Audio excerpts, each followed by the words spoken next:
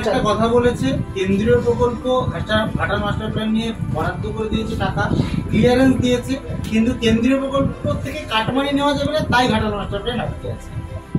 দেবও করতে পারবে না এই মাস্টার প্ল্যান, একদম coat and quote.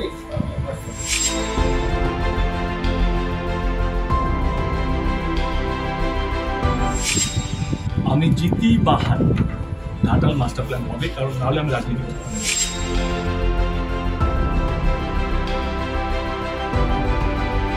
Ghatal master plan নিয়ে একটা টাকাও কেন্দ্র সরকার স্যাংশন করেনি, বরঞ্চ বসেছিল ফাইলটা।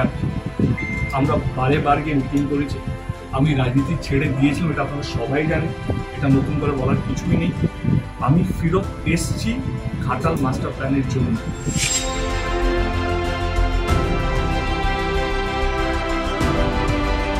আমার মনে হয় উনি আমাকে সবচেয়ে বেশি ভালোবাসেন, আমার বাবা মার চেয়ে বেশি ভালোবাসেন, তো সেই জন্য আমার নামটা বেশি নেন। তো আমার মনে হয় এটা ভালোবাসাই একটা রূপ। তো আমি এটাকে ভালোবাসা হিসাবে নিই, কারণ আমার মনে হয় কি উনি ভাবেন যে আমাকে যত ভুলভাল বলবে, যত বলবে, তো ওনার গ্রহণযোগ্যতা অনেক বাড়বে। আমি আবার বলছি, বাকি 41টা কেন্দ্রে কী আমি জানি না, 42 নম্বর এই 42 নম্বর সিটটা বা 32 নম্বর সিটটা ঘাটালটা, এখানে এইভাবে চলে না।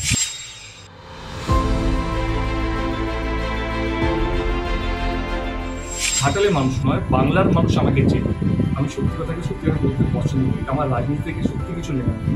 আমি যদি কিছু করে যেতে পারি মানুষের জন্য, আমি তাতেই ভালো। তার জন্য আমাকে জিততেও হবে। আমি বলবো কি আমি তাতেও হ্যাপি কি মানুষের জন্য কিছু করতে পারি।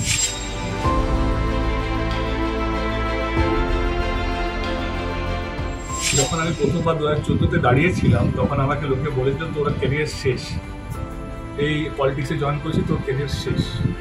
এবং আমার বাড়িতে এসে বড় বড় লোকেরা বলে গেছিলো, এবং আমার তারপর ছোটো ছোটো ফ্লপও হয়েছিল। কিন্তু 2019-এ আমাকে দেখে অনেকগুলো সেলিব্রিটি সব করে পার্টিতে জয়েন করেছে। আমার দল হোক, অন্য দল হোক, যাই হোক, সব ভেবেছে কেন পলিটিক্সে থাকার পরেও রাজনীতি করা যেতে পারে। 2024 এখন বড় কথা বলবেন, সরি আমার ক্ষমা করবেন, আমি দুটোকে ব্যালেন্স করে চলছি। যখনই ঘাটালে বন্যা হয়, লোকে বলে আমি ছবি তুলতে আসি, কিন্তু ঘাটালে মানুষ জানে আমি কী করতে আসি, আমি কেন ফেরত এসেছি এটাও ঘাটালে মানুষ জানে। এটা নিয়ে আলাদা ভাবে বলতে হবে। কোভিডের মধ্যে কোন সাংস্কৃতিকতা দেখা গেছে আমি জানি না, কিন্তু ঘাটালে কিন্তু ভেদ পড়েছিল। ঘাটালে মানুষ কে কোন রাজ্যে আটকেছিল, নেপালে আটকেছিল, কাশ্মীরে আটকেছিল, সেখানে দায়িত্ব নিয়ে আমি বসে থেকে সবাইকে বাড়ি ফেরানোর চেষ্টা করেছি। আমি একা কিছু করিনি, অফকোর্স আমার দলের কর্মীরা আছে, অনেক সহযোগিতা পেয়েছি, কেন্দ্র সরকার আমার সহযোগিতা করেছে।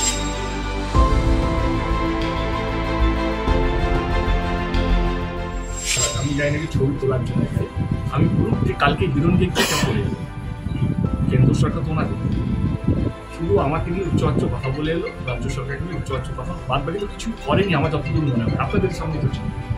আমার বক্তব্য হচ্ছে যে আমি গেলাম, দেব এখান থেকে সাংসদ সে আবার উদ্বোধনী করবে, তাকে কিছু একটা বললো, দমকল মন্ত্রীকে একটা কিছু বললো, এবং অনেক কিছু বললো, কিন্তু কী কাজটা করলো আমার একটা কথা বললো। আমরা এটা এমন একটা সময় যেখানে হাজারখানেক মানুষ ডাইরেক্ট ইনডাইরেক্ট তারা তাদের চাকরি হারিয়েছে, এবং আমার মনে হয় ওনার তো দল খুব শক্তভাবে কেন্দ্র সরকারে আছে। আমার মনে হয় কি দুটো আমারই ইন্ডাস্ট্রি, মানে আমারই অভিনেতা বন্ধু দুজন যদি একই ইন্ডাস্ট্রি যদি একটা ঘাটালে হয়, আমি রাজ্য সরকার থেকে আজকে তাহলে নিয়ে এলাম।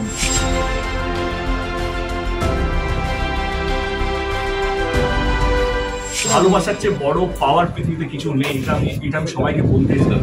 মানে কাউকে চোর বলে, কাউকে এইটা আমার মনে হয় এটা নিয়ে 1% কিছু লাভ হবে। ভালোবাসা হচ্ছে সবচেয়ে বড় অস্ত্র, আর আমার 10 বছরের রাজনীতি আমার সবচেয়ে বড় অস্ত্র হচ্ছে আমার ভালোবাসা মানুষের প্রতি, মানুষের ভালোবাসা আমার।